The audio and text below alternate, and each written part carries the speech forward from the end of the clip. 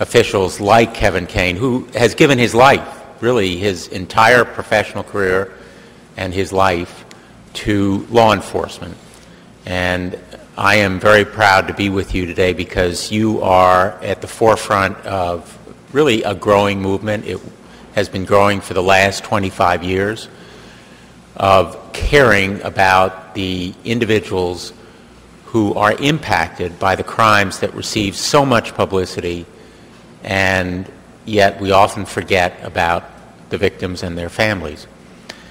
For all sorts of selfish reasons, as you know, our society should care about victims because we need the testimony of victims to make our law enforcement and our justice system work properly. But as a matter of fundamental fairness and human compassion, we ought to care as well. And my office has been involved in various efforts. I personally argued before the United States Supreme Court the challenge to our sex offender registry, which helps protect people against the kinds of crimes that victimize innocent people day in and day out, and try to provide some preventive work for them, and arguing before the United States Supreme Court to uphold our Megan's Law, which requires registration of people who are convicted of sex offenses so they don't victimize the same people or their families or other people like them, was very important. And Connecticut, again, at the forefront, upheld that law, not just for our state, but for our entire nation. I want to mention an area of victims that is, in a way, a new frontier, and it's the Internet.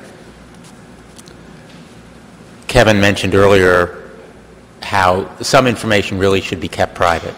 One of the reasons it should be kept private is that once it is out there, it's not only in the hands of an individual or a handful of individuals, it is there for the entire world to see. The YouTube world means that the most gross and horrific images are often transmitted in seconds around the world, invading people's privacy in ways that we never would have imagined just a few years ago. So when we try to keep this information out of the public realm, it's not just because it may circulate in a neighborhood, but it may become really worldwide in where it's circulated. The Internet also has tremendous perils of victimization through sites that we often regard as everyday and very familiar places where we may go very commonly. Craigslist, for example. I've been leading an effort among attorneys general. Nearly all the attorneys general now are joining this effort to try to stop Craigslist from having the ads for prostitution, pornography, all kinds of truly inappropriate material that has no place anywhere in the public realm, but least of all in places that are accessible to children and where there can be victimization. Now, you know, I run into the idea that, well, prostitution, victimless crime, right? Consenting adults. How can any attorney general, how can any public official oppose this kind of open society? And you know, and I know, prostitution is not a victimless crime. These ads on Craigslist, just as a lot of the other material on the Internet, enables. It is an enabler of human trafficking, child exploitation, other illicit activity. And so the fight to contain and block and eliminate prostitution ads, pornography, inappropriate content on the internet is more than just an attorney general taking offense. It is about protecting victims, and very often they are victims who are lured to parks or motels, for example on MySpace, by men posing as teenagers, 42-year-old men posing as 17-year-olds, and young girls lying about their ages when they are 11 or 12, saying they are 17 or 18, and then hooking up with someone for whatever reason. They're rebelling against their parents. The internet enables that connection to be made. Again, an area where attorneys general have been working on Facebook, MySpace, other sites. And the point is to spread awareness. Your role, and it has been so historically important, this organization, our Victims Advocate, our awareness of victims' rights, has led us to appreciate the importance of preventing people from becoming victims. And this new frontier of the internet is going to be the biggest challenge ever,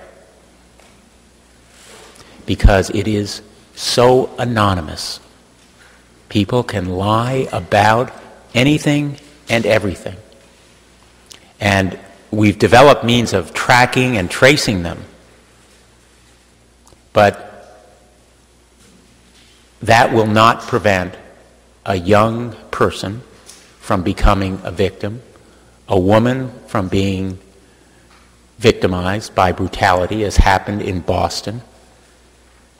The anonymity of the internet is fraught with peril.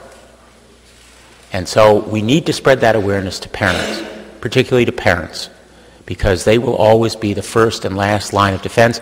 I tell you, as a parent, I have 3 boys who are 23, 19, and 17, and a daughter who is 15. And I have been dealing with this issue day in and day out. And as citizens, as victims advocates, and as parents, we can do a lot of good if we educate and challenge other parents to take the kind of interest that you do, so that these shoes have meaning for them. Shoes and the internet are about as different as anything could be. Here's some physical evidence you can touch and feel and see within reach. The internet is ethereal and computerized and abstract, but the dangers are real. And so I want to urge you, as you have done, and thank you for your efforts, to continue your work, because it makes all the difference in the world. Thank you for being here today. Thank you for all you're doing.